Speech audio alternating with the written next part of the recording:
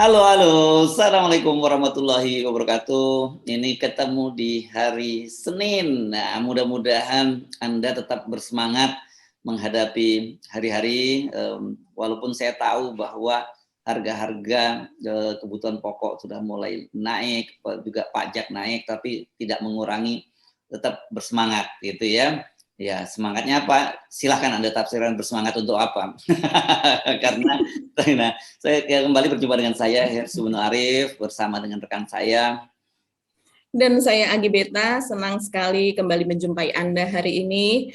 Mas Hersu, sepertinya banyak yang belum aware ya bahwa tanggal 1 April nanti akan berlaku PPN yang baru, yaitu 11% itu Mas Hersu. Padahal orang yang diingat-ingat itu adalah tanggal 2, Ramadan dimulai. Dan biasanya ini kan kalau Ramadan dimulai pasti ibu-ibu, emak-emak inilah yang paling rempong gitu ya, siapa mikirin nanti sahurnya apa, bukanya apa. Tapi begitu melihat realitas di lapangan bahwa kemudian kalau tanggal 2 itu kan berarti udah kena PPN semua barang-barang Mbak ya. Itu pasti akan berat sekali. Padahal sekarang ini pun sudah semua naik loh. Gas naik, gula naik, terigu naik dan sulit di pasaran, apalagi pokoknya semua sebenarnya sudah naik mengikuti mengikuti biasanya harga BBM naik ya semuanya langsung naik karena itu berkaitan dengan transportasi. Dan biasanya pedagang ini walaupun barangnya nggak kena pun dia ikut naikin gitu ketika terjadi soal BBM naik gitu Mbak ya. Iya betul. Semuanya naik. Jadi kita udah mengalami berapa kali ya kenaikan harga gas, baik itu yang kali saya hitung, seenggaknya 3 kali saya hitung. Saya ngerti itu yang soal gas walaupun saya bukan mak-mak.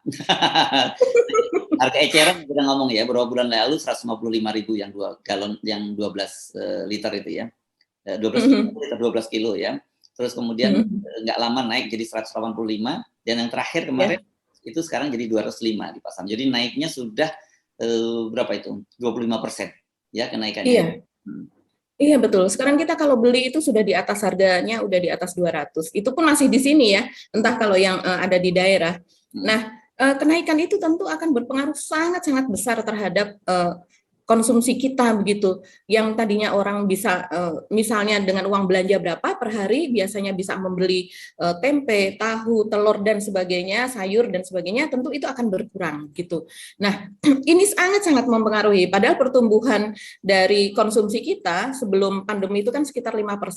Dan setelah pandemi itu hanya maksimal itu 2%. Nah, sekarang dihantam lagi dengan rencana kenaikan PPN atau pajak pertambahan nilai dari berbagai barang-barang dan dari 10% ke 11%.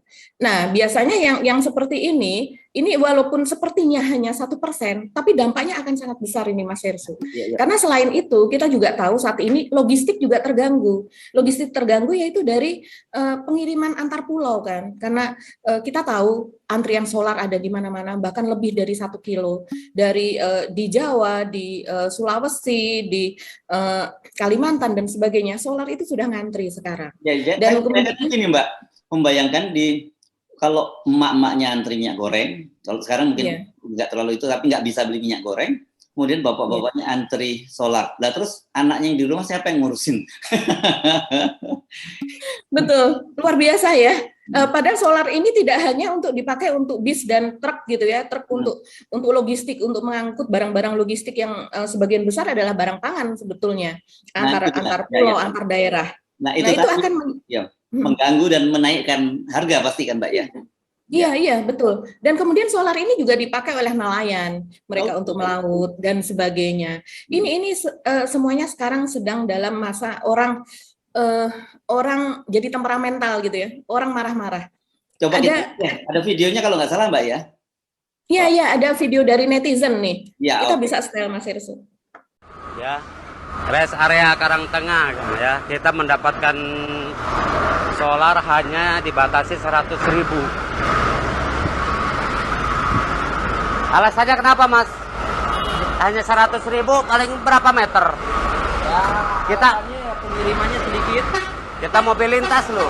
Ini Kak, kesini aja. Ya. Kenapa Mas? Kita kan mobil logistik, mobil barang ya. Kenapa hanya dibatasi 100.000? Kita mobil Sumatera loh. Yang sama nanti. Hah? Jawab dulu sini. Sampean petugas lo. Hah? Kita mobil logistik, mobil barang, mobil lintas Sumatera, BE, ya. Kenapa hanya dibatasi 100.000? Ya cuma itu itunya katanya begitu. Hah? Iya. Ya harus kasih solusi yang benar, Mas. Ya sama ya. Kalau mobil kota-kota nggak apa-apa. Nih mobil kota-kota 100.000 nggak apa-apa.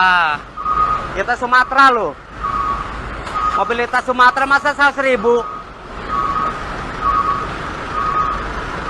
Parah. Tidak bisa menjelaskan atasan Anda.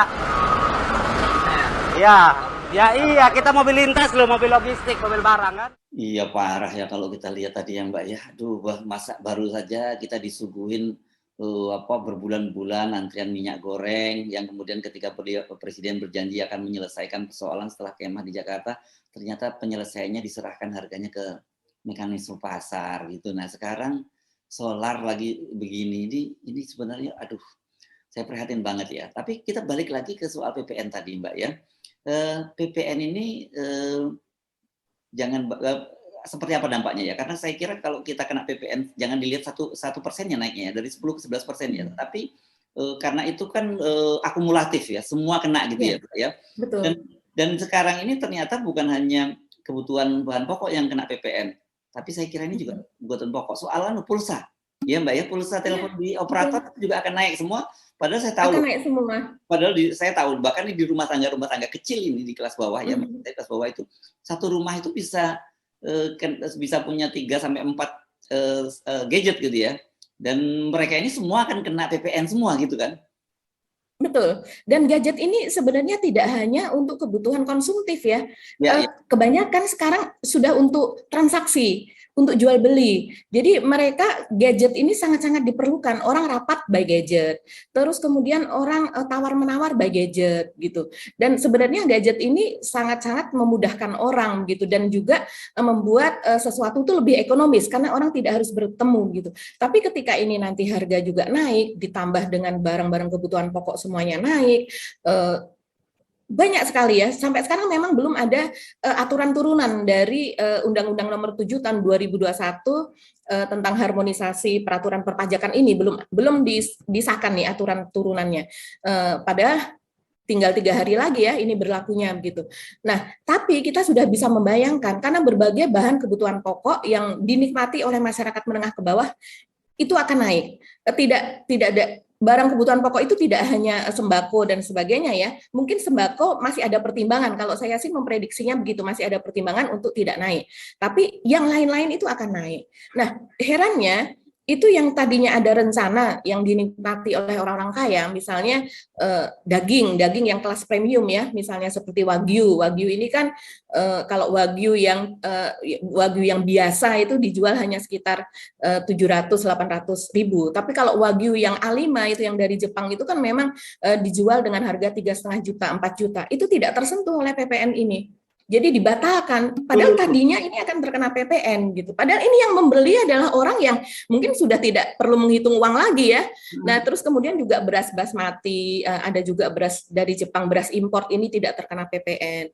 Terus kemudian juga sekolah-sekolah orang kaya yang hanya menjadi mimpi bagi orang masyarakat ke bawah ya untuk sekolah di situ anaknya, itu juga tidak jadi terkena PPN. Begitu juga rumah sakit yang memberikan fasilitas untuk orang kaya, begitu itu juga tidak terkena. Begitu juga untuk fasilitas misalnya klinik kecantikan, operasi plastik yang tadinya ada rencana untuk dikenai, yaitu karena tidak di cover BPJS kan, karena itu termasuk bedah estetik begitu, itu juga tidak jadi kena Mas Ersu. Nah ini saya berpikir apakah ini kesuksesan bargaining dari para pelaku begitu ya, dari oligarki, karena kita tahu bagian ini adalah bagian bisnis dari para oligarki itu gitu. Kalau nggak salah pajak kalau PPN udah final, tapi pajak untuk korporasi itu nggak jadi naik atau gimana Mbak itu yang itu? Iya, pajak perusahaan itu dari 25% malah turun menjadi 22%. Jadi pajak PPN untuk yang jelas ini PPN ini kena pada semua ya, semua konsumen kita. Ya, tidak memandang kaya maupun miskin kalau PPN. Tapi kan kita tahu rumah tangga terbesar itu adalah rumah tangga kelas miskin kan gitu ya. Iya. Ini kena semua PPN, sementara untuk perusahaan malah diturunkan gitu. Iya, malah diturunkan tadinya direncanakan turun malah sampai 20%, tapi akhirnya finalnya turun dari 25 ke 22%. Nah, ini memang menjadi pertanyaan banyak pihak ya Mas Hersu, karena sepertinya ada kejanggalan di situ begitu. Jadi yang Dan kemudian dikeruk juga malah yang dibikin miskin malah orang miskin gitu, sementara orang kaya dibikin kaya, kan logikanya jadi begitu kan ya? iya betul. Jadi orang yang sudah makin berat ini tambah berat. Sementara kemarin baru saja kan ada kan dari pencanangan dari pemerintah yang soal stunting itu tadi ya, hari stunting yang kemudian Bu Mega juga mengatakan untuk apa? Kenapa harus menggoreng gitu kan, bisa direbus, bisa apa gitu ya. Stunting kalau tidak salah datanya itu sudah 1 dari 3 anak Indonesia itu mengalami stunting, Mas Hersu. Kalau ternyata data itu benar, berarti sekitar 33% anak Indonesia mengalami stunting. Nah, hal-hal semacam ini, kemudian kenaikan harga PPN, terus kemudian juga kalaupun punya sekarang punya duit pun, harga-harga yang tadinya murah, misalnya minyak goreng curah, sekarang kita susah mencari minyak goreng dengan curah dengan HET 14.000 itu. Sudah 16.000, 17.000, bahkan ada yang menjual 19.000 gitu kan. Nah, itu kan termasuk komponen yang sehari-hari kita pakai. Nah, bagaimana kita bisa mencegah stunting begitu? Kalau seandainya itu yang terjadi begitu. Nah, ini kan termasuk diversifikasi juga kan. Orang tidak selalu harus merebus, orang juga menggoreng, belum lagi UKM. UKM ini yang paling banyak memakai gorengan. Kalau kita jalan ke sebuah daerah ya, terutama di kampung-kampung, itu dari ujung jalan sampai kita masuk, itu kebanyakan makanan itu digoreng memang Mas Herusu. Jadi fried chicken masa direbus? Kan nggak bisa. Fried chicken ini salah satu usaha sekaligus sesuatu yang murah, fried chicken kampung gitu ya. Terus kemudian seperti kayak gorengan ini misalnya pisang goreng, singkong goreng. Nah, masa dia harus menjual pisang rebus, singkong rebus, memang sudah ada yang menjual itu begitu. Tapi kan kita tidak bisa semuanya seperti itu begitu. Ini sepertinya sangat bertolak belakang deh kebijakannya. Ya, seperti orang Papua disuruh memendam makan di tanah terus kemudian dibakar di atas, kan nggak mungkin juga. Bakar batu, iya. Ya kan betul, makanan-makanan itu terutama kukus rebus itu memang lebih sehat. Ya oke, kita paham, tapi problem rakyat kita, sekali lagi saya sampaikan bahwa bukan persoalannya mereka itu mau makan apa gitu kan, problem mereka tuh apa yang akan dimakan hari ini gitu. Soal cara makan itu, waduh, buat mereka itu terlalu mewah, mereka berpikir tentang cara makan gitu ya. Apalagi ya dikaitkan dengan tadi Anda menyebut itu soal bisnis ya, yang gorengan-gorengan, dan itu mereka itu sebenarnya jadi pahlawan membantu pemerintah loh ya.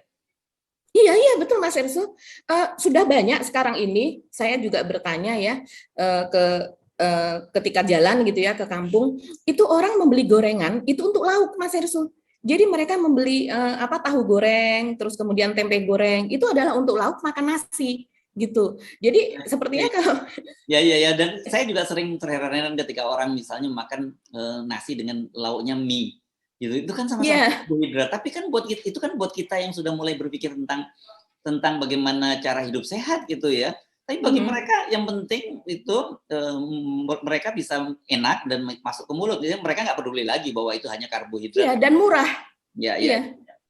Dan yang penting sangat murah, terjangkau gitu. Kalau seandainya pendapatan sekarang hanya sekitar 20.000, 25.000 begitu ya. Terus kemudian anggota keluarganya ada berempat. Nah, mereka mau makan apa lagi gitu.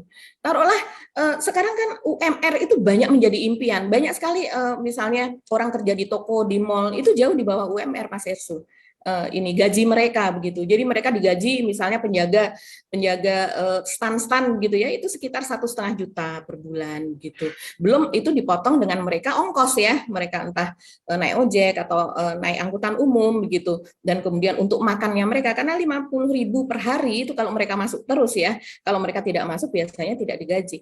Itu terpotong dengan berbagai kebutuhan itu tadi, dan belum lagi kalau sakit juga tidak ada penggantian untuk obat dan sebagainya. Jadi itulah yang dihadapi, tapi kebanyakan itu dijalani dan kemudian walaupun jauh di bawah UMR dijalani dan mereka bersyukur masih bisa hidup gitu, masih ada pekerjaan. Nah, sekarang dengan kenaikan PPN ini juga para pengelola mal itu juga berteriak, saya baca juga pengelola mal berteriak karena mal ini masih belum normal. Pengunjung mal ini masih sedikit sekarang gitu akibat dari pandemi, kemudian dihajar Omikron lagi belakangan ini. Ini banyak toko yang masih tutup, yang awalnya mereka tidak bisa bayar karena tidak ada pengunjung, kemudian mereka tutup. Nah sekarang mereka mau mulai bergerak lagi pun ternyata dihajar oleh PPN ini begitu. Jadi mereka khawatir gitu, malnya akan sepi. Sepinya antara lain adalah pengunjung tidak ada dan kemudian berdampak kepada penyewa-penyewa ini kemudian akan mundur, akan menutup tokonya. Nah, ini akan berantai dan pemerintah semestinya menyadari itu ya. Bagaimana caranya supaya ekonomi ini tumbuh dulu, agak normal dulu, baru kemudian juga masih ada sektor lain yang hanya ya itu tadi hanya dijalankan oleh mereka yang kaya yang memang udah kelebihan duit gitu, yang masih bisa dipajaki yang tentu berbeda dengan mereka yang menengah ke bawah. Dan gitu. anehnya justru sekarang banyak orang-orang kaya termasuk korporasi itu malah menikmati pemotongan pajak gitu atau tidak ada kenaikan pajak gitu ya. Ini benar-benar kontradiktif saya kira. Iya, betul Mas Hersu. Jadi seperti kemarin dikatakan bahwa kita agar jangan impor begitu kan, sesuatu yang kontradiktif nih kalau kita ngomong, terus kemudian di media sosial langsung terjawab dengan bahwa tenda yang dipakai oleh Pak Jokowi di IKN itu ternyata impor begitu kan. Masyarakat ini kan sangat kreatif gitu untuk mencari data-data seperti itu. Ada kemarin ini Mbak, ada di medsos saya lihat dipajang itu keluarganya Pak Jokowi, mulai dari istrinya dan sebagainya, itu terus kemudian disebut harga sepatu yang dipakai oleh Kaisang berapa, tas yang dipakai oleh Bu Iriana berapa, dan semua itu barang impor gitu. Kalau sampai barang impor ya. Sampai cucunya Pak Jokowi juga menggunakan barang impor kan gitu ya. Iya betul, sampai ke cucunya memakai sepatu impor, terus kemudian ke menantunya pakai tas impor, begitu kan? Itu semuanya dipajang bahwa ternyata keluarga itu ya penggemar barang-barang impor begitu. Bahkan kemarin saya membaca lagi ketika diumumkan waktu kemarin baru saja kan belum lama ya, sekitar 1 bulan yang lalu kalau tidak salah Pak Jokowi kan mengatakan bahwa benci kepada barang impor begitu kan. Jadi kita harus benci kepada barang impor, kita harus mencintai produk-produk Indonesia. Ternyata berapa hari kemudian Pak Jokowi mengumumkan bahwa kita akan impor beras begitu. Jadi impor beras 1 juta ton atau berapa gitu nilainya. Dan ini kemudian muncul lagi juga kemarin gitu. Jadi sesuatu yang kontradiktif ini gimana ya? Susah sebenarnya ngomongnya ya. Pemerintah ngomong begini tapi kenyataannya begini gitu. Dan terus soal pemerintah ingin membangkitkan ekonomi begitu kan, sesudah pandemi ini didorong, UKM didorong dan sebagainya didorong, tapi ternyata yang terjadi adalah ditekan dengan pajak begitu. Terus kemudian ada juga yang membandingkan bahwa 2,5 triliun untuk 2,5 triliun untuk dari pemerintah untuk membangun sirkuit Mandalika itu setara dengan 200.000 beasiswa untuk mahasiswa ya, seperti itu. Belum lagi itu yang sekian triliun dari BUMN ya, kan lebih besar daripada sumbangannya pemerintah begitu. Jadi orang nih akhirnya kok ini kontradiktif ya yang seperti ini gitu. Ya. Saya jadi teringat kemarin ketika saya juga menerjemahkan artikel dari The Economist ya.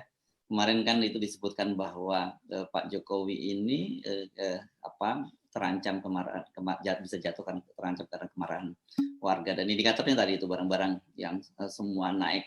Saya kira ini sebenarnya itu warning ya, menurut saya kalau Pak Jokowi mau sedikit melongok ke media atau media sosial gitu. Jadi bukan mereka ya, kalau Pak Jokowi bijak itu ini yang justrunya menjadikan masukan-masukan, tetapi kelihatannya Pak Jokowi yang lobby para pengusaha ini jauh lebih berhasil, kan aksesnya lebih bagus Pak Jokowi, sementara akses dari publik, akses rakyat kebanyakan ini nggak sampai ke Pak Jokowi. Jadinya kebijakan-kebijakan yang menurut saya tadi pakai akal sehat saja sebenarnya sudah bisa kita cerna ya Mbak ya. Jelas bahwa yang sekarang ini sedang menghadapi problem berat itu adalah kelas bawah, tapi pajaknya dinaikkan. Tapi sementara kelas atas yang sekarang ini mereka tidak terpengaruh karena datanya kan menunjukkan bahwa orang kaya di Indonesia ini harus makin kaya gitu ya. Dan itu kan jadi artinya sebenarnya dari situ harusnya ada pijakan semacam afirmasi kepada kelompok yang kelas bawah, bukannya malah mereka tambah dibebani. Saya membayangkan tadi itu loh. Pulsa telepon pun kena PPN yang dinaikkan PPN-nya, dan itu dampaknya itu besar sekali. Saya tadi membayangkan tadi hanya hanya digunakan untuk untuk nonton YouTube atau bikin konten-konten tersederhana. Ternyata menurut tadi juga transaksi semua itu sekarang menggunakan bukan pulsa telepon ya. Iya, betul.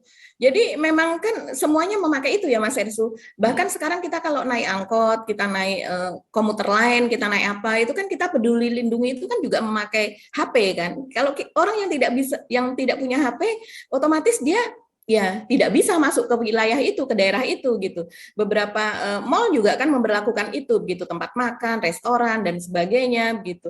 Jadi ya memang yang namanya pulsa itu sekarang ini sudah menjadi kebutuhan yang signifikan gitu, sesuatu yang harus dimiliki oleh semua orang berikut dengan pulsanya.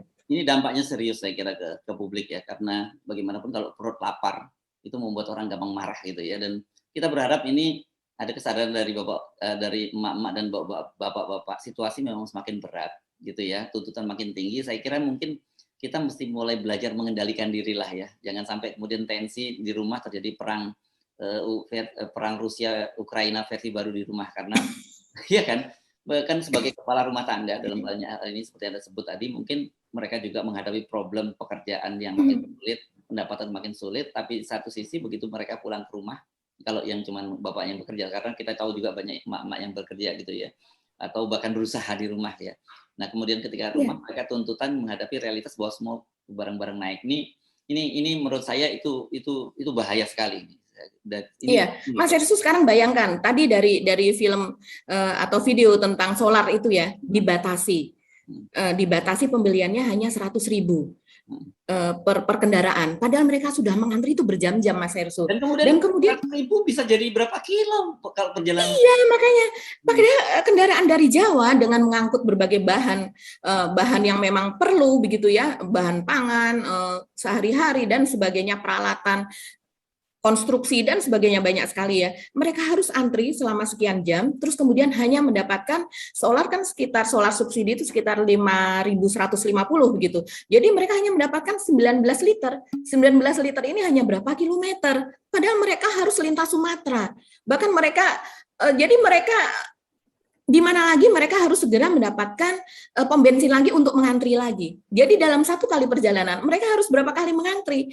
Berapa banyak itu cost-nya begitu ya selama mengantri itu, dan nggak ada jaminan loh, nggak ada jaminan juga mereka dapat, bisa aja begitu sampai giliran mereka habis barangnya gitu. Iya betul, karena memang sudah langka itu tadi. Iya. Wah, berat ini problemnya, saya kira sangat berat ini realitas yang saya kira akan dihadapi masyarakat yang pertama kali, dan seharusnya ini pemerintah aware ya, waspada terhadap soal-soal semacam ini, karena ini bisa jadi kemarahan dari publik seperti yang diprediksi oleh media The Economist dari Inggris tadi. Oke, jangan terlalu banyak ngomongin ya Mbak ya, ini saya juga jadi stres nih dengernya.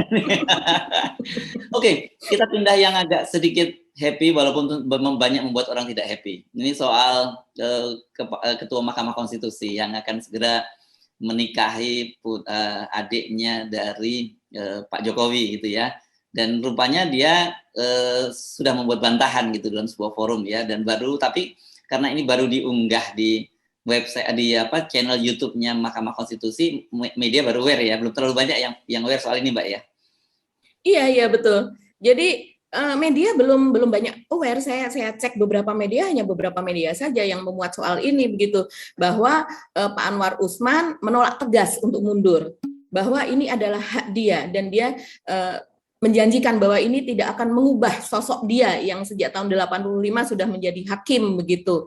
Dan juga ini adalah ketentuan Allah begitu. Seperti misalnya dia mengatakan, dan lucunya lagi saya membaca ada media yang membuat judul kaget gitu, bahwa banyak yang meminta dia mundur dan kemudian menyarankan dia untuk menimbang lagi begitu, bagaimana sebaiknya nanti setelah menikah keputusannya begitu. Nah, ini media ini membuat judul dengan kaget itu, padahal kaget itu menurut saya itu adalah Pak Jokowi ya, seringnya Pak Jokowi kaget soal ini, Pak Jokowi kaget. Lah ini sudah disematkan nih kepada Pak Anwar Usman sekarang, pada belum sah menjadi iparnya gitu kan. Nah, Kan kita nggak boleh memang menghalangi seseorang untuk menikah, apalagi jatuh cinta. Nggak boleh lah. Orang mau juta-juta, siapa saja kan gitu. Dan cinta itu kan disebut karena cinta buta gitu. Ya oke, tapi bukan persoalan kita nggak mau masuk ranah privatnya Pak Anwar Usman, tapi yang jadi persoalan karena beliau itu adalah pejabat publik dan pejabat publiknya nggak main-main ini posisi Mahkamah Konstitusi ini banyak sekali gugatan. Sekarang ini banyak sekali loh yang ada kita kemarin sebut. Selain PT 0%, PT 20%, itu juga ada soal IKN, undang-undang IKN, dan itu kan semua urusannya dengan Pak Jokowi gitu loh. Iya, betul. Dan ini antara lain ya, saya bacakan apa yang dikatakan oleh Pak Anwar Usman pada Studium Generale di IAIN Pekalongan. Luar biasa saya, ada desakan mundur. Siapapun orangnya itu hak mutlak Allah. Si A menikah dengan si B, saya dengan siapapun tidak bisa dilarang oleh siapapun. Salah satu hak mutlak Allah Subhanahu wa taala. Lalu ketika melaksanakan perintah Allah Subhanahu wa taala, menjauhi larangan Allah Subhanahu wa taala, ada orang-orang tertentu yang meminta mengundurkan diri dari sebuah jabatan. Apakah saya harus mengingkari keputusan Allah Subhanahu wa taala? Ini sepertinya benar loh. Memang betul itu adalah ketentuan Allah begitu ya. Memang menikah itu adalah ibadah. Ada hubungan kita dengan Allah ya. Yang halal jadi haram dan jadi malah dapat pahala gitu. Iya betul. Tapi ini kan ada soal hablum minanasnya juga. Karena berkaitan dengan jabatan beliau begitu kan? Urusan jabatan publik. Iya. Iya. Jadi terus kemudian ada yang dikait-kaitan dengan politik. Nauzubillah. Tidak. Ada yang menunggu jawaban saya mundur. Loh, gimana memaksa saya? Apa saya harus melawan keputusan Allah? Mengingkari konstitusi, undang-undang? Enggak, hati saya lembut. Selembut salju.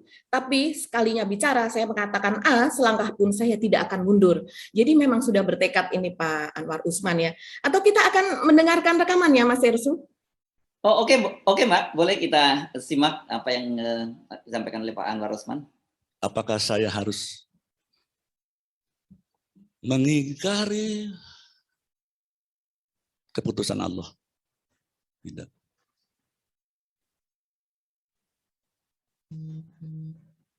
Apakah saya harus berkorban melepaskan hak asasi saya sebagaimana diatur dalam pasal 28B ayat 1 UUD 1945? Hak untuk mengembangkan keluarga. Begitu juga pasal 29 ayat 1 UUD 1945 sudah menjamin semua warga negara mempunyai hak yang sama, termasuk saya. Lalu apakah karena saya menikahi seseorang tertentu, lalu integritas saya sebagai seorang hakim konstitusi atau sebagai seorang ketua Mahkamah Konstitusi akan berubah sampai dunia kiamat? Anwar Usman tetap taat kepada perintah Allah.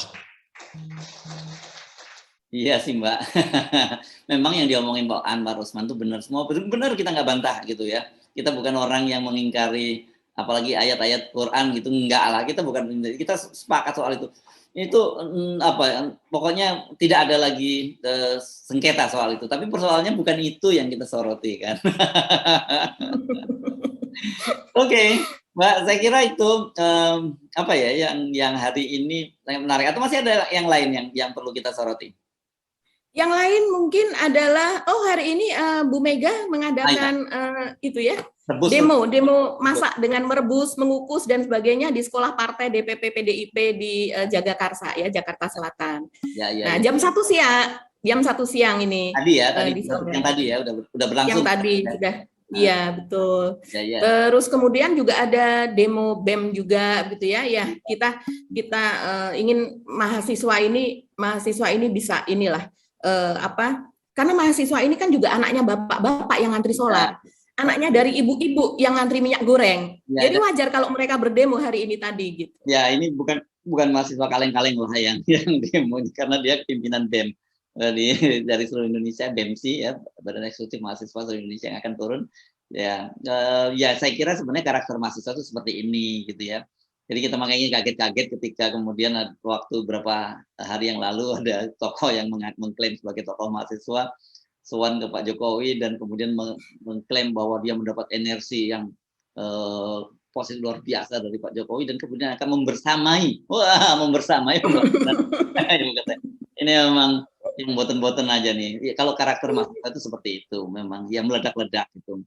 Tapi biasanya soal wisdom-nya, ya itu memang belum waktunya ya, karena memang prosesnya seperti mahasiswa itu ya harus menyerahkan protes terhadap berbagai ketimpangan daripada pemerintah, bukan malah mendukung melawan arus publik dan arus akal sehat untuk mendukung program pemerintah yang banyak ditentang oleh publik.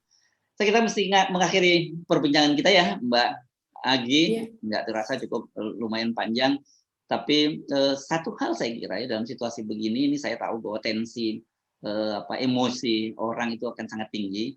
Jadi dalam situasi semacam ini mari kita menumbuhkan solidaritas, ya, solidaritas di dalam rumah tangga. Jangan sampai gara-gara persoalan-persoalan ini naiknya harga-harga itu membuat banyak rumah tangga yang berantakan gitu.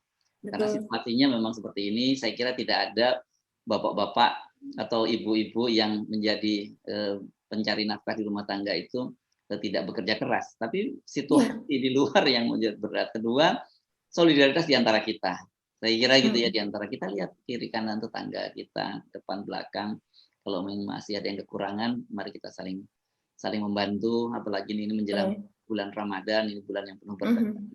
Insya Allah dengan cara begitu rezeki kita nanti akan dilipat gandakan oleh Allah Subhanahu Wa Taala. Saya kira kita mesti mengakhiri perbincangan kita ya Mbak Agi ya. Saya Arif dan saya Agi Beta. Tetap semangat teman-teman. Salam 0%. Assalamualaikum warahmatullahi wabarakatuh. Waalaikumsalam warahmatullahi wabarakatuh.